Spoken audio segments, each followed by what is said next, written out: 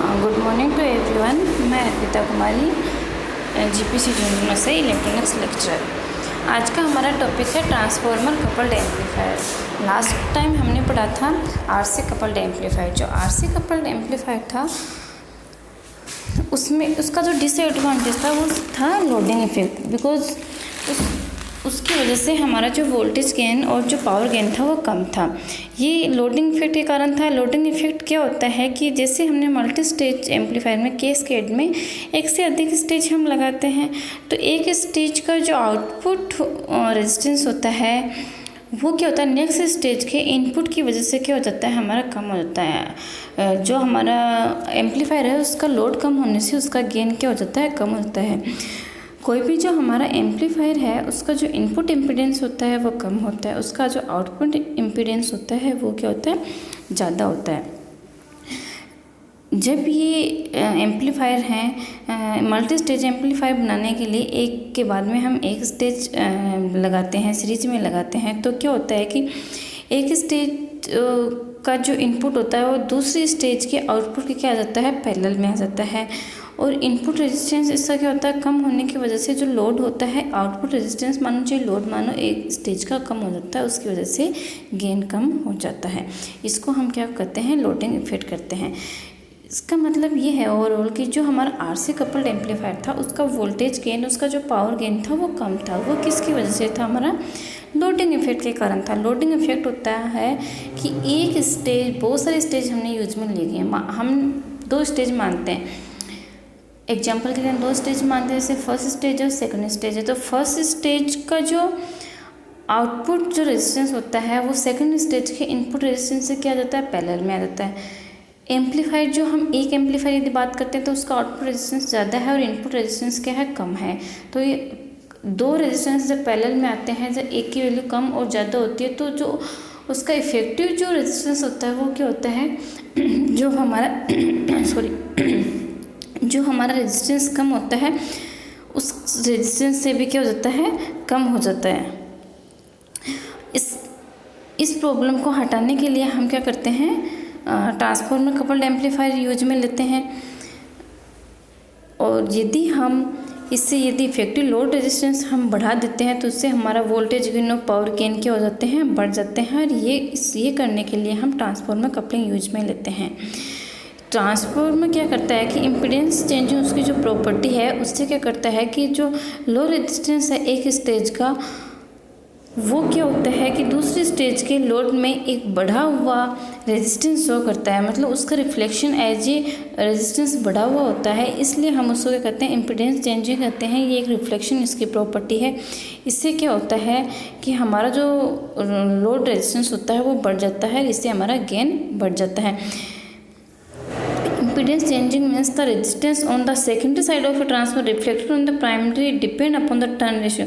ये कह रहा है कि जो यहाँ पे हम जो impedance changing की बात कर रहे हैं कि यदि हमारा जो लोड है वो यदि हमारा ज़्यादा है, उस दूसरी स्टेज की इनपुट रेजिस्टेंस कम होने के कारण यदि उसका लोड रेजिस्टेंस कम हो जाता है तो उसको हम लोडिंग इफेक्ट बोल रहे थे।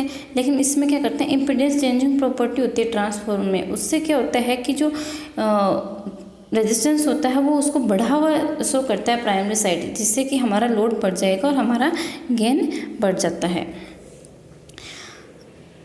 अब हम इसके क्या करते हैं, इसका सर्किट डायग्राम देखते हैं, जिसमें क्या है कि मैंने यहाँ पे एक वीसीसी में लगाना भूल गई। R1 R2 और जो प्राइमरी कॉइल है और सेकेंडरी है कपलिंग ट्रांसफार्मर आउटपुट जो ट्रांसफार्मर है वहाँ पे एक वीसीसी बैटरी लगी हुई है। ये वीसीसी बैटरी मैं लगाना भूल गई हूँ। यहाँ पे हमने R1 R2 यूज में लिया गया है। ये वापस से हमने क्यों यूज में लिया गया है, वोल्टेज डिवाइडर स्टेबलाइजेशन सर्किट है। ये वोल्टेज डिवाइडर स्टेबलाइजेशन सर्किट हमने क्वेशेंट पॉइंट को स्टेबल करने के लिए यूज में लिया गया है। सी क्या है, बाईपास के लिए यूज में लिया गया है। यदि हम सी यूज में नहीं लेते हैं तो हमारा क्या होता है, वोल्टेज गेन कम हो जाता है। ये हमारा ट्रांसफार्मर कपल्ड एम्पलीफायर है। ट्रांसफार्मर कपलिंग जो होती है वो जनरली हम क्या करते हैं, जब हमारा लोड कम होता है तब हम यूज में लेते हैं। जैसे कि हमारा आउटपुट हमारे स्पीकर पे जा रहा है तो स्पीकर का जो लोड होता है वो कम होता है, तब हम क्या करते हैं, ट्रांसफार्मर कपलिंग यूज में लेते हैं। वो ट्रांसफार्मर कपल्ड एम्पलीफायर है, मोस्टली पावर एम्पलीफिकेशन के लिए यूज में लिया जाता है। कपलिंग ट्रांसफार्मर जो होता है ये क्या करता है, फीड करता है एक स्टेज के, जैसे हम ट्रांसफार्मर, इसके प्राइमरी कॉइल है और इसकी सेकेंडरी कॉइल है। प्राइमरी कॉइल क्या करती है कि इसकी एज ए इसका जो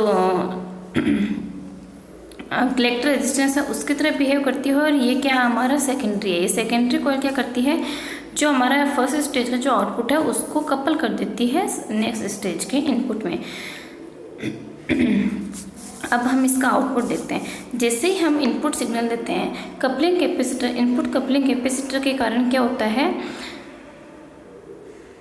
वो जो हमारा इनपुट सिग्नल होता है वो कपल हो जाता है फर्स्ट ट्रांजिस्टर के बेस पे। ये ट्रांजिस्टर क्या करता है, हमारा उस सिग्नल को एम्पलीफाई कर देता है। एम्पलीफाई हुआ सिग्नल हमारे प्राइमरी कॉइल के अक्रॉस मिलता है, हमारे कलेक्टर पे मिलता है। ये जो आउटपुट होता है हमारा, ये हमारा क्या होता है, सेकेंडरी कॉइल के अक्रॉस कपल हो जाता है। क्योंकि ट्रांसफार्मर है, इसके अंदर प्राइमरी और सेकेंडरी कॉइल हैं, जिसके टर्न रेशियो अलग अलग होते हैं, क्योंकि ट्रांसफार्मर दो टाइप के होते हैं, स्टेप अप और स्टेप डाउन। मोस्टली जब लोड हमारा कम होता है तब हम ट्रांसफार्मर कपलिंग यूज में लेते हैं। लोड जब हमारा कम है तब हम ट्रांसफार्मर कपलिंग यूज में ले रहे हैं, इसलिए हम जो सेकेंडरी जो कॉइल होती है उसके हम टर्न रेशियो क्या करते हैं, कम लेते हैं। सेकेंडरी जो कॉइल होती है वो क्या करती है, आउटपुट को फर्स्ट स्टेज के आउटपुट को सेकेंड स्टेज के इनपुट में देती है।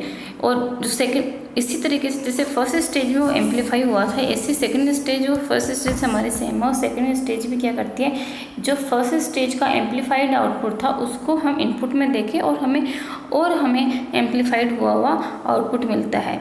इस तरीके से हमारा जो ओवरऑल जो सिग्नल होता है वो एम्पलीफाई हो जाता है। इसमें हम क्या करते हैं, फ्रिक्वेंसी रिस्पॉन्स देखते हैं। जो हमारा आरसी कपल्ड एम्पलीफायर था उससे यदि यहाँ कंपैरिजन करें तो आरसी कपल्ड एम्पलीफायर में ओवरऑल हमारी ऑडियो फ्रिक्वेंसी रेंज के लिए क्या था, हमारा जो गेन था कांस्टेंट था। लेकिन यहाँ पे जो फ्रिक्वेंसी रिस्पॉन्स है वो पुअर है। फ्रिक्वेंसी रिस्पॉन्स मतलब फ्रिक्वेंसी और वोल्टेज गेन के बीच का ये हमारा क्या है, ग्राफ है।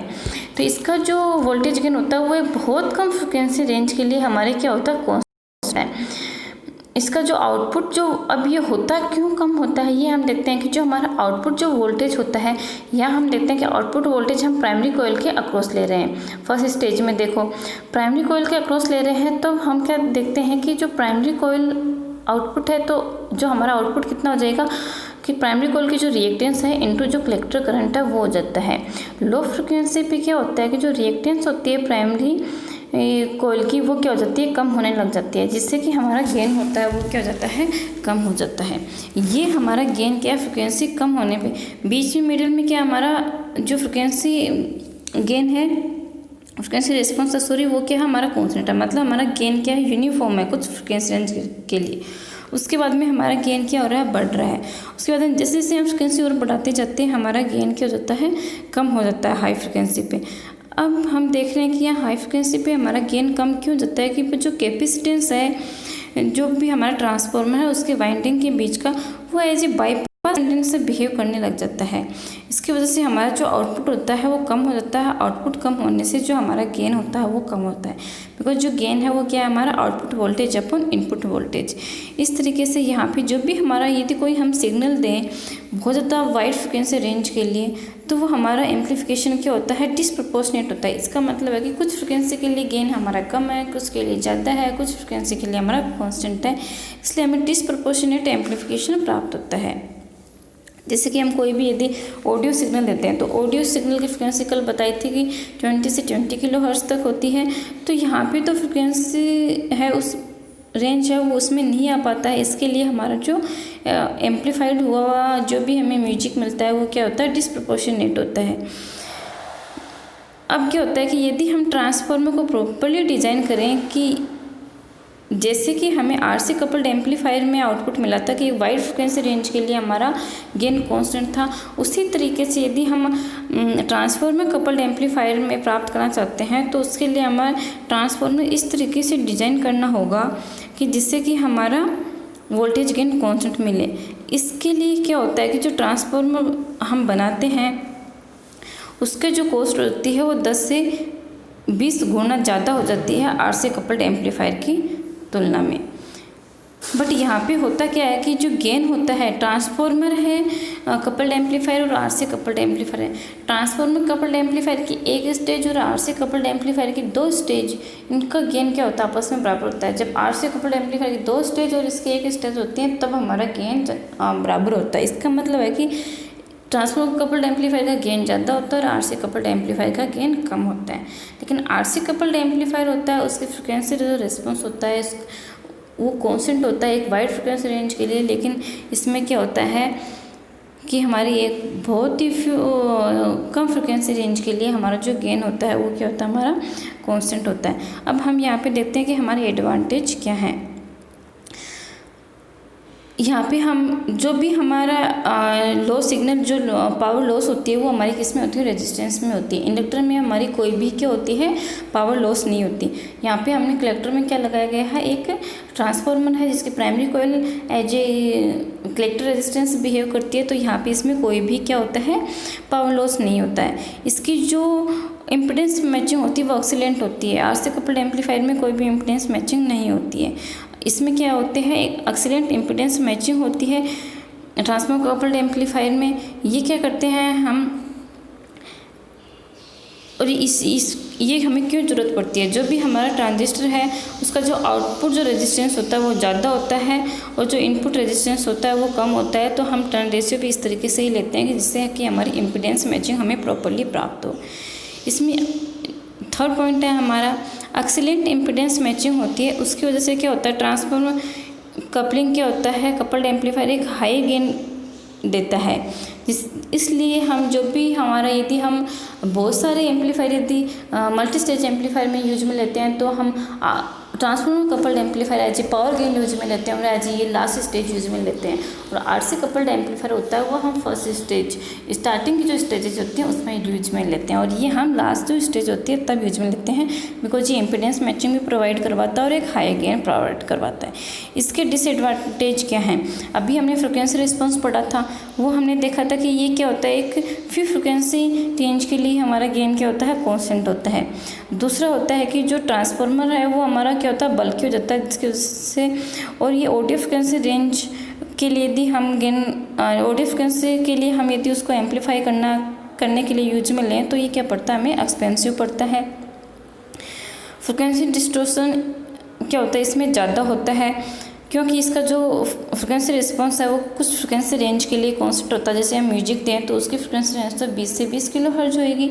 20 से 20 किलो हर्ट्ज होने पे क्या होता है, जबकि ये फ्रिक्वेंसी गेन होता है वो कांस्टेंट कुछ फ्रिक्वेंसी रेंज के लिए देता है। इस तरीके से हमें क्या होता है, एक प्रॉपरली एम्पलीफाइड हुआ हुआ आउटपुट नहीं मिलता है।